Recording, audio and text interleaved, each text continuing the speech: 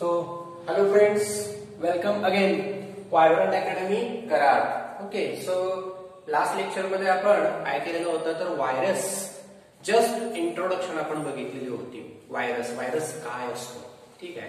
तर परत एकदा आपण शॉर्ट मध्ये समजून घेणार आहे की एक्झॅक्टली व्हायरस काय असतो. चालू घडीला आता तुम्हाला माहितच आहे की ज्यामुळे आपण घरात बसून हे सगळे लेक्चर जो ऐकतोय ते फक्त या कोरोना नावाच्या कोविड-19 नावाच्या व्हायरसमुळेच. म्हणजे व्हायरस ही कन्सेप्ट आपल्याला समजून घ्यायला अजून इंटरेस्ट येणार आहे, ठीक आहे. मग आता याच्यामध्ये व्हायरस ही कन्सेप्ट जी आहे ही सेल पेक्षा वेगळी आहे. दिस इज अ सेल्युलर ऑर्गनायझेशन. म्हणून व्हायरसला 5 टाइप ऑफ किंगडम सिस्टीम मध्ये बसवलेलंच नाहीये. कारण तो धड लिव्हिंग पण म्हणता येत नाही आणि नॉन लिव्हिंग पण म्हणता येत नाही. कारण तो एखाद्या होस्ट सेल मध्ये गेल्यानंतर त्या सेलमध्ये चार्ज घेतो आणि स्वतः ऍक्टिव्ह होतो. आणि ज्या वेळेला तो होस्ट सेलच्या बाहेर असतो त्यावेळेला तो पूर्णपणे इनऍक्टिव्ह असतो. म्हणजे इथं व्हायरसची 2 रूपं आपल्याला बघायला मिळतात, ठीक आहे. एकात तो काय होतोय, शरीराच्या बाहेर असल्यानंतर पुन्हा तो इनऍक्टिव्ह असतोय आणि ज्या शरीराच्या टार्गेट शरीराच्या आतमध्ये गेल्यानंतर तो काय होतोय, ऍक्टिव्ह होतोय. असा असणारा हा जो व्हायरस आहे, या व्हायरसचे आपल्याला आज 2 टाइप्स बघायचे आहेत. तर कोणते कोणते टाइप्स, तर as per genetic material they are grouped as a DNA और आरएनए व्हायरस, ठीक आहे. सगळ्यात इम्पॉर्टंट, कुठल्याही व्हायरसमध्ये एकतर डीएनए असेल किंवा एकतर आरएनए असेल. असं कधी होत नाही की एकाच व्हायरसमध्ये डीएनए पण आहे आणि आरएनए पण आहे. तुम्हाला डीएनए आणि आरएनएचा फुल फॉर्म माहित आहे, डीऑक्सीरायबोन्यूक्लिक ऍसिड आणि आरएनएचा रायबोन्यूक्लिक ऍसिड, ठीक आहे. मग हा असणारा जो डीएनए आहे, डीएनए असणारा एक व्हायरस आणि आरएनए असणारा एक व्हायरस. मग काही ऑर्गॅनिझम असे आहेत की ज्यांच्यामध्ये सुद्धा डीएनए फक्त बघायला मिळतो आणि आरएनए, त्यात व्हायरस आहे. आणि आपण जे युकॅरियोटिक आहोत, आपल्या सगळ्या युकॅरियोटिक ऑर्गॅनिझम्स मध्ये डीएनए ही सुद्धा असतो आणि आरएनए सुद्धा असतो. म्हणजे आपल्यामध्ये डीएनए पण आहे आणि आरएनए पण आहे. पण व्हायरस मध्ये असं होत नाही. ओनली आयदर डीएनए और आरएनए प्रेझेंट. दोन्हीपैकी काय प्रेझेंट असू शकतो, एकच प्रेझेंट असू शकतो, दोन्ही प्रेझेंट असणार नाहीये. म्हणून एकतर डीएनए किंवा आरएनए, ठीक आहे. Not both of them present in one. एकाच मध्ये दोन्ही प्रेझेंट बघायला मिळणार नाही, ठीक आहे. एकतर आरएनए असणार आहे किंवा डीएनए असणार आहे. त्याच्यानंतर नेक्स्ट, व्हायरसचं जे स्ट्रक्चर आहे ते स्पेसिफिक स्ट्रक्चर नसतं त्याला. कारण सेल्युलर ऑर्गनायझेशन नसल्यामुळे कुठल्याही प्रकारच्या आत सेल मशिनरी किंवा सेल ऑर्गॅनिझम नसतात. फक्त व्हायरसमध्ये एकतर डीएनए असतो, डीएनए असणारा व्हायरस किंवा आरएनए असणारा व्हायरस आणि त्याच्यावरती जे कोटिंग असतं त्याला म्हटलं जातं प्रोटीन कोट. इन शॉर्ट मध्ये त्याला असं म्हटलं जातं कॅप्सिड, ठीक आहे. तुम्ही कॅप्सूलची गोळी खाल्ली बघा, कॅप्सूल वरून कोटिंग असतं आणि आतमध्ये छोट्या छोट्या छोट्या टॅबलेट्स असतात. सेम व्हायरस सुद्धा असाच असतो. व्हायरस वरून प्रोटीनचं कोटिंग असतं, हार्ड कोटिंग असतं आणि आतमध्ये एकतर डीएनए मटेरियल असणार आहे आणि आरएनए मटेरियल असणार आहे. डीएनए किंवा आरएनए दोन्हीपैकी एक असणार आहे. बाकी व्हायरसमध्ये काहीही नसतं. एकतर डीएनए किंवा आरएनए असणार आहे आणि वरून जे कोटिंग असणार आहे त्याला काय म्हटलेलं आहे, protein coat. Simply it is called as the capsid, ठीक आहे. या कॅप्सूल्स जे आहे ते कॅप्सूल वेगवेगळ्या युनिट पासून म्हटलं जातं, ठीक आहे. मग त्याच्यातलं जे बेसिक युनिट आहे त्याला कॅप्सोमियर्स असं म्हटलं जातं. सो मेंबर्स ऑफ कॅप्सोमियर्स और group of capsomeres made up of capsid and this capsid is called protein coat. Okay, under this protein coat either DNA or RNA is present. दोन्हीपैकी एकच असणार आहे प्रोटीनच्या आतमध्ये. या प्रोटीनला कॅप्सिड असं म्हटलं जातं. कॅप्सिड बनतं कशापासून, कॅप्सोमियर पासून म्हटलं जातं. कॅप्सोमियर हे केमिकल नेचर आहे. या कॅप्सोमियर पासून कॅप्सिड तयार होत असतं ज्याला प्रोटीन कोट असं म्हटलं जातं. याची जी अरेंजमेंट आहे ही अरेंजमेंट एकतर हेलिकल फॉर्म मध्ये बघायला मिळणार आहे किंवा पॉलिहायड्रल. याचा अर्थ विशिष्ट त्याला काय नसणार आहे, शेप नसणार आहे. प्रत्येक व्हायरसचा शेप वेगवेगळा असतो. आता कोरोनाचा शेप तुम्हाला सर्वांना माहिती आहे नाही का? कोरोना जो व्हायरस असतो हा असा आणि याच्यावरती हे असे कोटिंग असतात, हार्ड कोटिंग हे असे. आणि दुसरा एक एक्झाम्पल आपण व्हायरसचं घेतलेलं आहे जे आपल्या बुक मध्ये दिलेलं आहे, ते आहे कोणतं, बॅक्टेरियोफॅजेस नावाचं. ठीक आहे. आता बॅक्टेरियोफॅजेस बघण्याआधी अजून काही कॅरेक्टरिस्टिक्स आहेत, वन बाय वन बघू. हे जे कॅप्सिड आहे ते काय करतं, सगळ्यात इम्पॉर्टंट, कारण कॅप्सिड हे त्या आरएनए किंवा डीएनएच्या भोवती असतं. त्या कॅप्सिडचा रोल काय आहे? It protects genetic material. कुणाचं जेनेटिक मटेरियल? व्हायरसचं जेनेटिक मटेरियल. डीएनए किंवा आरएनए हे व्हायरसचं काय आहे, जेनेटिक मटेरियल. एखाद्या व्हायरसमध्ये डीएनए, दुसऱ्या व्हायरसमध्ये आरएनए असू शकतो. ठीक आहे. मग हे डीएनए किंवा आरएनएचं जे मटेरियल आहे त्या मटेरियलला प्रोटेक्शन या कॅप्सिडचं असतं. ठीक आहे. आता हे जेनेटिक मटेरियल कोणत्या टाइप्स मध्ये असेल तर सिंगल स्ट्रँडेड आरएनए. आरएनए नेहमी कुठल्या स्ट्रँड मध्ये असतो? व्हायरसमध्ये सुद्धा सिंगल स्ट्रँड मध्ये असतो. ठीक आहे. हा असा फक्त हा असा. ठीक आहे. किंवा असा कॉइलिंग सुद्धा असू शकतो. पण डबल स्ट्रँडेड डीएनए म्हटलं की त्या डीएनएचं स्ट्रक्चर येतं एक स्पेसिफिक कॉइलिंग स्ट्रक्चर. हे असं दोन स्ट्रँड आले बघा इथं. हा एक स्ट्रँड आहे, हा एक स्ट्रँड आहे. आता हा स्ट्रँड म्हणजे काय असतं याचं होल डिस्क्रिप्शन आपल्याला 12वीच्या लेसन मध्ये बघायचं आहे. मोलिक्युलर बेसिस ऑफ इनहेरिटन्स नावाचा टॉपिक आहे. या टॉपिक मध्ये हे डीएनएचे स्ट्रँड कसे तयार होतात याचं सगळं डिस्कशन, आरएनए कसा तयार होतो, डीएनए कसा तयार होतो, हे सगळं डिस्कशन आपल्याला 12वीला असणार आहे. ठीक आहे. सिंगल स्ट्रँडेड, एसएस म्हणजे सिंगल, शॉर्ट मध्ये गेलं तरी चालतं बरं का, स्मॉल एस वापरायचे फक्त. आणि किंवा दुसरा डीएस म्हणजे डबल स्ट्रँडेड डीएनए. डबल म्हणजे हा दिसतोय तुम्हाला, सिंगल म्हणजे हा एकच स्ट्रँड बघायला मिळते कॉइलिंग असणारा. यांचं प्रोटेक्शन म्हणजे जेनेटिक मटेरियलचं प्रोटेक्शन हा कॅप्सिड करत असतो. ठीक आहे. मग हा जो व्हायरस आहे हा व्हायरस नेहमी इन्फेक्ट करत असतो. कुणाला? बॅक्टेरियल सेलला, लिव्हिंग दुसऱ्या कुठल्या सेल असतील, कारण त्यांचं नेचरच आहे. तो काय असा पर्टिक्युलर एक ऑर्गॅनिझम नाही पण त्याला म्हणू शकत. तो लिव्हिंग पण नाही म्हटलं आणि नॉन लिव्हिंग पण नाही म्हटलं. तो काय करतो? त्याच्यातलं फक्त हे जेनेटिक मटेरियल ऍक्टिव्ह असतं, एकतर आरएनए किंवा डीएनए, बाकी त्याच्यामध्ये काही नाहीये. डीएनए किंवा आरएनए असणार आहे, त्याला फक्त प्रोटीनचं कव्हरिंग आहे. आणि हा व्हायरस एकदा का कुठल्या का सेलमध्ये आत एंटर झाला की काय करतो? मग ऍक्टिव्हिटी दाखवतो. त्याच्यातलं जेनेटिक मटेरियल ते ऍक्टिव्ह होतं. जोपर्यंत त्याला दुसरी सेल मिळत नाही तोपर्यंत त्याला होस्ट सेल असं म्हटलं जातं. ठीक आहे. आता अशा प्रकारचे व्हायरस एखाद्या बॅक्टेरियाला जर इन्फेक्ट करत असतील तर त्याला बॅक्टेरियोफॅजेस असं म्हटलं जातं. बॅक्टेरियोफॅजेसचं मिनिंग समजून घ्या. बॅक्टेरियोचा अर्थ असतो बॅक्टेरिया आणि फॅजेसचा अर्थ असतो इट. म्हणजे कोणाला खाणारा? बॅक्टेरियाला खाणारा. कोण? बॅक्टेरियोफॅजेस. असे जे व्हायरस आहेत असे व्हायरस बॅक्टेरियल सेलला इन्फेक्ट करत असतात, विच नॉर्मली ओके त्यांचा जो डीएनए असतो तो कसा असतो? डबल स्ट्रँडेड डीएनए असतो. गंमत अशी आहे अशा प्रकारचे बॅक्टेरियोफॅजेस आपल्या सुद्धा बॉडीमध्ये प्रेझेंट आहेत. इंटरेस्टिंग आहे बघा.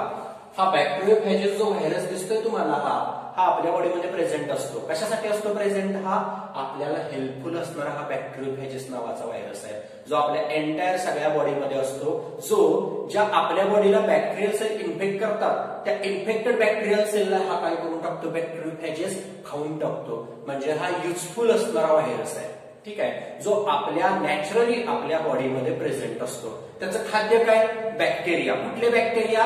जे आपल्याला इन्फेक्ट करतात ना असे बॅक्टेरिया तो काय करत असतो? खात असतो. असा असणारा युजफुल बॅक्टेरियोफॅजेस नावाचा जो व्हायरस आहे तो तुम्हाला इथं मी दाखवलेला आहे. बुक मध्ये सुद्धा त्याची छान फिगर अगदी स्ट्रक्चर मध्ये दिलेली आहे. ठीक आहे. दुसरं एक्झाम्पल आहे लीप कर्लिंग येलोइश, ज्याला मोझाईक व्हायरस असं म्हटलं जातं. Tobacco mosaic virus, TMV.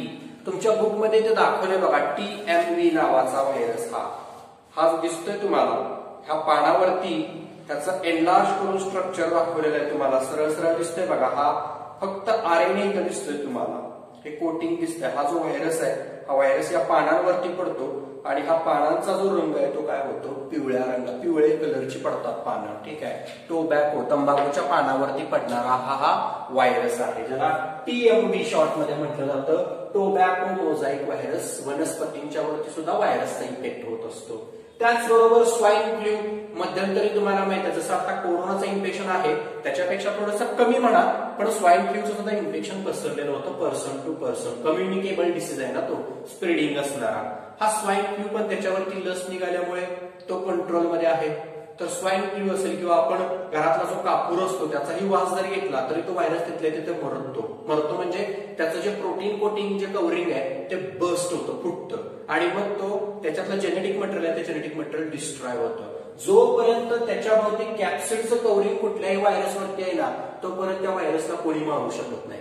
एकदा का त्याचं कॅप्सूलचं प्रोटीन ब्रेक झालं की तो व्हायरस आपोआप काय होणार आहे, डेड होणार आहे. मग कोरोनावरती जी लस किंवा जे औषध तयार करायचं चाललंय ना ते सायंटिस्ट तेच प्रयत्न करतायत की त्या कोरोना व्हायरसचं जे प्रोटीन कोटिंग कव्हरिंग आहे ते कसं काय करता येईल, डिस्ट्रॉय करता येईल, जेणेकरून तो व्हायरस काय होईल तिथल्या तिथं मरेल. ठीक आहे, तर अशा प्रकारचे जे व्हायरस आहे ज्यामध्ये एक दुसरे एक्झाम्पल आपण स्वाईन फ्लू म्हटलं, कोरोना तर घेतलेलंच आहे मी, स्मॉल पॉक्स, मम्प्स तुमच्या पुस्तकामध्ये दिलेलं आहे. स्मॉल पॉक्स म्हणजे आपण ज्याला वारफोड्या म्हणतो. ठीक आहे, स्मॉल पॉक्स नावाचा हा वारफोडे असणारा हा सुद्धा व्हायरस मुळे होत असतो. हार्पिस जो व्हायरस आहे, ठीक आहे, बऱ्याच वेळेला आपल्याला होतं बघा, तोंडाला फोड वगैरे येतात, असे चट्टे जातात तोंडाचे आणि आपल्याला तिथं तिखट लागून देत नाही जास्त. ठीक आहे, असं सुद्धा होतं बघा तोंडामध्ये. हे हार्पिस व्हायरल इन्फेक्शन असतं. आपण म्हणतो उष्णता जास्त झाल्यामुळे ओठांवरती वगैरे. हे तर दोन प्रकारचे व्हायरस असतात, एक ओरल इन्फेक्शन आणि जेनायटल इन्फेक्शन. जेनायटल एरिया जो आपला रिप्रोडक्टिव्ह ऑर्गन जे असतात, ठीक आहे, तिथं सुद्धा अशा प्रकारचं हार्पेसचं इन्फेक्शन होत असतं. ठीक आहे, हार्पेसमध्ये काही एक प्रकार नागिन, मराठीमध्ये तुम्हाला ऐकलं असेल बघा, नागिन पण उठते बघा अंगावरती वगैरे, लाल कलरचे पुरळ उठतात, स्किनला असे खड्डे पडल्यासारखे होतात. हा सुद्धा प्रकार हार्पेसमध्ये 8 प्रकार येतात. ठीक आहे, हार्पेस 1, 2, 3, जसं कोविड-19 आहे ना तशा टाइप्स मध्ये त्याचं प्रोटीन कोटिंग कव्हरिंग वेगवेगळं आलं की त्याचे टाइप्स बदलतात. त्याच्यानंतर एड्स, HIV व्हायरस. ठीक आहे, हा सुद्धा एड्स नावाचा तुम्हाला माहित आहे डिसीज, त्याच्यावरती अजून औषध निघालेलं नाही पण हा कंट्रोल आपण करू शकतो. ठीक आहे, तर अशा प्रकारचे हे व्हायरस इन्फेक्टेड असणारे सगळे डिसीजेस, म्हणजे ह्या व्हायरसमुळे वेगवेगळ्या प्रकारचे काय होतात डिसीज. अगदी कमीच व्हायरस आहेत की ज्यांच्यामुळं काय होतो, यूज होतो. तशातला हा युजेबल असणारा एकच व्हायरस आहे ज्याचं नाव आहे बॅक्टेरियोफॅजेस, जो आपल्या बॉडीमध्ये प्रेझेंट असतो. हा व्हायरस काय करतो, आपल्या बॉडीतल्या इन्फेक्टेड सेल काय करत असतो, इथे लिहिले बघा, इन्फेक्ट बॅक्टेरियल सेल. त्या बॅक्टेरियल सेलला काय करत असतो, इन्फेक्ट बॅक्टेरियल सेल असतात त्यांना तो खाण्याचं काम करतो. ठीक आहे, तर अशा प्रकारचा हा व्हायरसचा पॉइंट आपण इथं काय केलेला आहे, कम्प्लीट केलेला आहे. आता व्हायरस नंतर अजून एक नवीन पॉइंट ऍड झालेला आहे आपल्या सिलेबसमध्ये. कोणता, व्हायरॉइड्स. व्हायरॉइड्स नावाचा एक नवीन पॉइंट आहे. आता हे व्हायरॉइड्स काय आहे, तर हा व्हायरसचाच एक प्रकार आहे. फक्त काय फरक असतो व्हायरस आणि व्हायरॉइड्स मध्ये, तर व्हायरसला प्रोटीनचं कोटिंग असतं ज्याला आपण कॅप्सिड म्हणतो, आणि व्हायरॉइड्स जो आहे त्याच्यावरती प्रोटीनचं कोटिंग बघायला मिळत नाही, फक्त आणि फक्त सिंगल स्ट्रँडेड RNA बघायला मिळतो. म्हणजे डबल स्ट्रँडेड DNA सुद्धा बघायला मिळत नाही. इथं सिंगल स्ट्रँडेड RNA असणारे व्हायरस पण आहेत आणि डबल स्ट्रँडेड असणारे व्हायरस सुद्धा आहेत. पण व्हायरॉइड्स मध्ये फक्त सिंगल स्ट्रँडेड RNA असणारा काय बघायला मिळतो, व्हायरस बघायला मिळतो, व्हायरॉइड्स बघायला मिळतो. आणि हा जो व्हायरॉइड्स आहे याच्यावरती कुठल्याही प्रकारचं कोटिंग कव्हरिंग, प्रोटेक्शन कव्हरिंग नसतं. ठीक आहे, हे पहिल्यांदा कोणी रिपोर्ट केला, म्हणजे हे अशा प्रकारचं इन्फेक्टेड असणारा हा जो व्हायरस आहे तो शोधून काढला T.O. डिनर नावाचे सायंटिस्ट आहेत 1971 मध्ये. अतिशय स्मॉल मोलिक्युलर वेट बघायला मिळाले याचं, सिंगल स्टँडर्ड RNA असणारा, जो व्हायरस पेक्षा सुद्धा साईजनं खूप कमी आहे.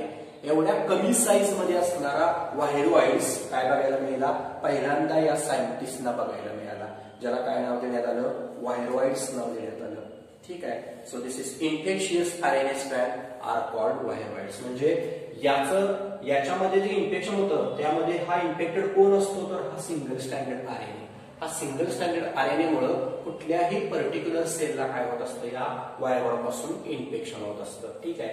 वायरॉइड्स विषयी आपल्याला फार काही डिटेलमध्ये सांगितलेलं नाहीये. त्याच्यानंतर तुमच्या इंटरेस्टिंग फॅक्टसाठी हा इंटरेस्टिंग फॅक्ट आहे पण तो तुम्हाला नीट आणि सीईटी साठी फार महत्वाचा आहे. त्याचं नाव आहे प्रायॉन्स. नेटवरून तुम्ही त्याची खूप डिटेलमध्ये माहिती घेऊ शकता. काय आहे प्रायॉन्स? काही माहिती तर तुम्हाला इथंच दिलेली आहे. काय आहे हे तर मॉडर्न मेडिसिन्स मध्ये या असणाऱ्या प्रायॉन्सची जी कन्सेप्ट आहे ही जास्त करून काय केली जाते यूज केली जाते. ऍक्च्युअली काय आहे प्रायॉन्स तर न्यूरोलॉजिकल डिसऑर्डर होऊ शकतो या प्रायॉन्स पासून. ठीक आहे. So word prion comes to proteinaceous infectious particle. कसं असतं जनरली की कुठलाही व्हायरस जो आहे त्या व्हायरसचे इन्फेक्शन त्याच्या असणाऱ्या डीएनए मटेरियलमुळे होत असतं किंवा आरएनए मटेरियलमुळे होत असतं. पण प्रायॉन्स मध्ये काय होतं तर त्या व्हायरसच्या प्रोटीनच्या मटेरियल पासून म्हणजे त्याच्या भोवती जे कॅप्सिडचं कव्हरिंग असतं प्रोटीनचं कव्हरिंग असतं त्या प्रोटीनच्या कव्हरिंगमुळे इन्फेक्शन होत असतं. मग त्याच्यामध्ये त्यांनी काही इन्फेक्शन होणारे डिसीजेस सांगितलेले आहेत ज्यामध्ये मॅड काऊ डिसीज आहे. कॅटलला होतो गाईला. गाई मॅड काऊ डिसीज म्हणजे काय तर गाईला स्थिर उभा राहता येत नाही स्वतःच्या पायावरती आणि व्हायलेंट ऍक्टिव्हिटी दाखवते गाई. व्हायलेंट ऍक्टिव्हिटी याचा अर्थ जास्त रागीट असते आणि काय होतं तर बॉडीचा बॅलन्स सांभाळता येत नाही. ठीक आहे. आणि कंटिन्यू उभी राहू शकत नाही. सारखी ते त्याला दोरी वगैरे बांधायची तोडण्याचा प्रयत्न म्हणजे जसं मेंटल आपण म्हणतो ना रागीट जे असतात तशा पद्धतीने ते काय करत असते बाजूला इकडे जर कुठं जर काही खांब वगैरे असेल तर त्याच्यावरती ती सारखं आपलं डोकं आदळत असते. याचा अर्थ हे जे इन्फेक्शियस असणारे प्रोटीनियस या प्रायॉन्सचा अर्थच असतो प्रोटीनिशियस कोटिंग म्हणजे हे जे कॅप्सिडचं कोटिंग असतं त्या कोटिंगमुळे ब्रेनमध्ये न्यूरोलॉजिकल काय होतो प्रॉब्लेम क्रिएट होतो आणि त्याच्यामुळे काय होतं तर काऊ मॅड नावाचा डिसीज कॅटलला होतो. ठीक आहे. आपल्यामध्ये सुद्धा जॅकॉब डिसीज ज्याला म्हटलं जातं जॅकॉब्स डिसीज. ठीक आहे. हा डिसीज आपल्यामध्ये ह्युमन बिंग मध्ये बघायला मिळतो. इथं सुद्धा न्यूरोलॉजिकल कंडिशनच आहे. या न्यूरोलॉजिकल कंडिशन म्हणजे काय एक्झॅक्टली सेम अशीच कंडिशन होते आपली सुद्धा की थोडंसं मेंटल रिटार्डेशन होतं मेमरी वीक होते. ठीक आहे. आणि बॉडीची जी स्टॅबिलिटी आहे ती स्टॅबिलिटी मेंटेन राहत नाही. पर्सन कंटिन्यू एका स्वतःच्या दोन पायावर त्याचा उभा राहू शकत नाही आणि मेमरी लॉस होत जाते. ठीक आहे. अशा प्रकारचे जे प्रायॉन्सचा अर्थ काय तर प्रोटीनिशियस असणारा कॅप्सूलचा जो प्रोटेक्टिव्ह प्रोटीनचं कव्हरिंग असतं त्याच्यामुळे इन्फेक्शन होत असतं आणि जे डायरेक्ट नर्वस सिस्टीम मध्ये जात असतं हे प्रोटीनचे पार्टिकल आणि तिथं इन्फेक्शन क्रिएट करतात. मग त्याच्यामध्ये कॅटेलमध्ये होणारा मॅड काऊ आणि जॅकॉब्स नावाचा डिसीज जो आहे तो ह्युमन बिंगला. ठीक आहे. दोन्हीमध्ये सिम्पटम्स तेच आहेत. तर इथं वायरॉइड्स ही कन्सेप्ट काय झालेली आहे कम्प्लीट झालेली आहे. त्याच्यानंतर नेक्स्ट 3 ह्याच्यामध्ये आपल्याला काय करायचे कन्सेप्ट डिस्कस करायचे. पहिली टाइप्स ऑफ वायरॉइड्स हे आपण सॉरी व्हायरस डिस्कशन आहे. ते डिस्कशन आधी आपण गेल्या लेक्चरला पाहिलं. त्याच्यानंतर वायरॉइड ही टर्म बघितली आणि त्याच्यानंतर नेक्स्ट शेवटची लायकेन विषयी तर मी आधीच तुम्हाला सांगितलेलं आहे. फंजाय ज्या वेळेला मी शिकवत होतो त्या फंजायमध्ये मी तुम्हाला लायकेन विषयी खूप काही सांगितलेलं होतं. खूप वेळा क्वेश्चन येतो economic importance of economic importance of lichen वरती खूप वेळा क्वेश्चन विचारला त्याचे इकॉनॉमिक इम्पॉर्टन्स विचारलेले आहेत. लायकेन ही खूप महत्वाची वनस्पती आहे. लायकेन पासून लिटमस पेपर तयार केला जातो मी म्हंटल तुम्हाला. पण लायकेन ही कशी तयार होते तर यांच्यामध्ये अल्गल आणि फंजाय असे दोन्ही प्रकारचे काय असतात ऑर्गॅनिझम एकत्र राहत असतात या लायकेन मध्ये. ठीक आहे. अल्गल काय म्हटलं मी तुम्हाला अल्गी आणि फंजाय अशा प्रकारचे हे cyanobacteria belongs to green algae मध्ये बघायला मिळतं. सायनोबॅक्टेरिया सुद्धा असतात जे नायट्रोजन फिक्सेशनचं काम करत असतात. ठीक आहे. ते सुद्धा एक्झाम्पल. दुसरं काय तर अल्गी म्हणजे फायकोबायोट. फायको त्या दिवशी मी मिनिंग सांगितलं तुम्हाला फायकोचा काय अर्थ असतो plant like. Okay. Algae phycobiont. Fungi mycobiont. Myco म्हणजे फंजाय. ठीक आहे. फंजाय लाईक हे दोन एकमेकांच्या सोबत एकत्र लायकेन मध्ये राहत असतात. अल्गी जे असतात त्या काय करत असतात अल्गी मधले फायकोबायोट फोटोसिंथेसिस करत असतात आणि फंजाय मधले जे मायकोबायोट आहेत ते काय करत असतात तर वेगवेगळ्या प्रकारचे जे मातीमधले न्यूट्रियंट्स आहेत ते न्यूट्रियंट्स ऍब्सॉर्ब करत असतात. ठीक आहे. म्हणजे हे खाली राहतात खास करून फंजाई जे आहेत ते जमिनीच्या लेवलला, आणि जे अल्गीचे पोर्शन आहे तो लायकेनच्या वरती पानांमध्ये असतो, जे फोटोसिंथेसिस करण्याचं काम करत असतात. ठीक आहे, म्हणजे हे दोघं एकत्र राहत असतात आणि दोन्ही एकमेकांना काय करत असतात, फायदा देत असतात. म्हणजे ह्याला काय म्हटलं जातं, म्युच्युअल अंडरस्टँडिंग. ठीक आहे, कुठल्याही आपण माहित असेल बघा, रिलेशन नवरा बायकोचं रिलेशन असेल तर त्यांच्यामध्ये म्युच्युअल अंडरस्टँडिंग असणं गरजेचं आहे. तसं हे दोघं नवरा बायको सारखे राहत असतात. ठीक आहे, ज्यांच्यामध्ये आताच्या नवरा बायकोमध्ये फार भांडणं होतात हा भाग वेगळा, पण यांच्यामध्ये कधीच असं होत नाही. म्युच्युअल अंडरस्टँडिंग हे इतकं परफेक्ट असतं ज्यामध्ये अल्गी आणि फंजाय या म्युच्युअल अंडरस्टँडिंगला म्हटलं जातं सिम्बायोसिस असोसिएशन किंवा सिम्बायोटिक असोसिएशन. सिम्बायोटिक याचा अर्थ हाफ हाफ. फूड प्रोडक्शन साठी दोघंही काय करत असतात, 50-50% आपलं कॉन्ट्रीब्युशन देत असतात. ठीक आहे, बट त्याच्यानंतर या अल्गीचा जो काय म्हटलं जातं इकॉनॉमिक इम्पॉर्टन्स आहे तो काय आहे, तो सुद्धा तितकाच महत्वाचा आहे.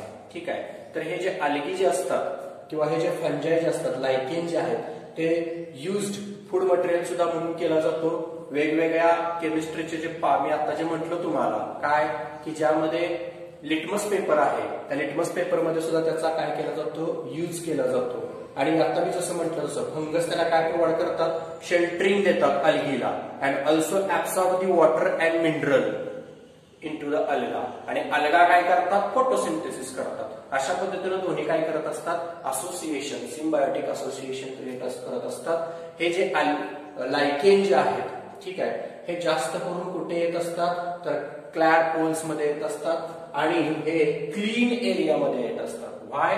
Because of lichens are very sensitive plant, very sensitive in environment. Environment मध्ये हे फार सेन्सिटिव्ह असणारं प्लांट आहे टू पोल्युशन.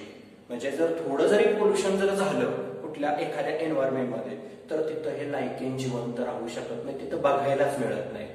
जिथं पोल्युशन असेल तिथं लायकेन कधी बघायला मिळणार नाही.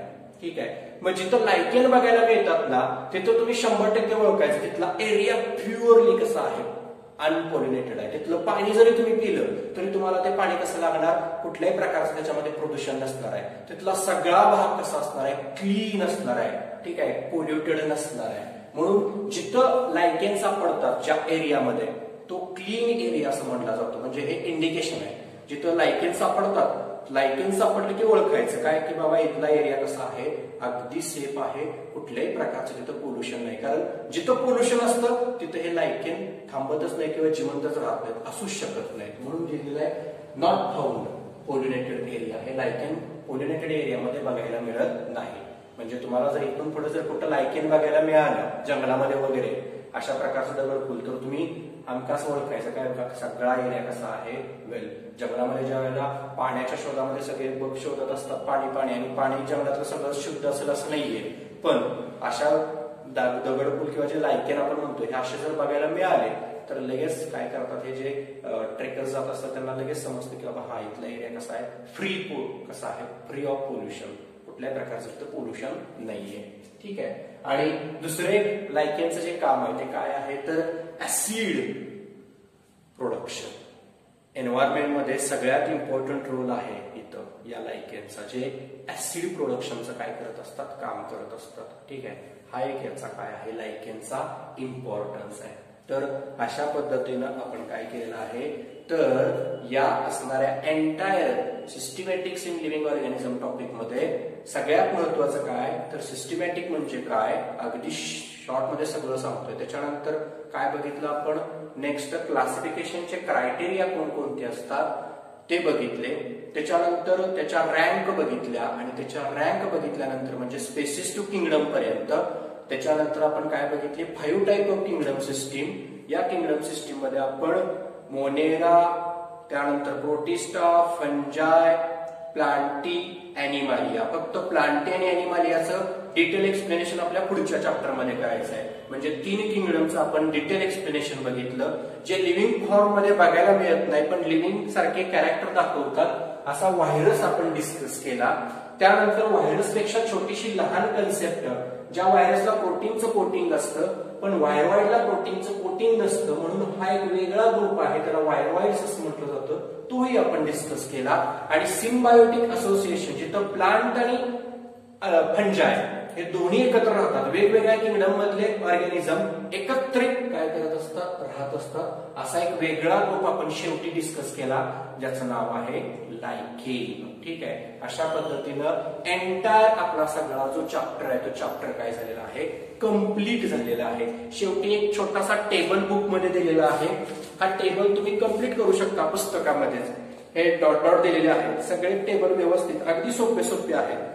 टेबल वाईज लगेच तुमच्या लक्षात येणार आहे. तर हा टेबल तुम्ही व्यवस्थित कम्प्लीट कराल, नो डाऊट. ठीक आहे. आता ह्याच्यानंतर काय करायचंय आपल्याला, याच्यानंतरचा लगेच तिसरा जो चॅप्टर आहे तो चॅप्टर काय करायचा आहे, स्टार्ट करायचा आहे. तर तुम्ही सगळेजण होमवर्क अतिशय चांगला करत आहात. अशाच पद्धतीनं सगळा होमवर्क करत चला.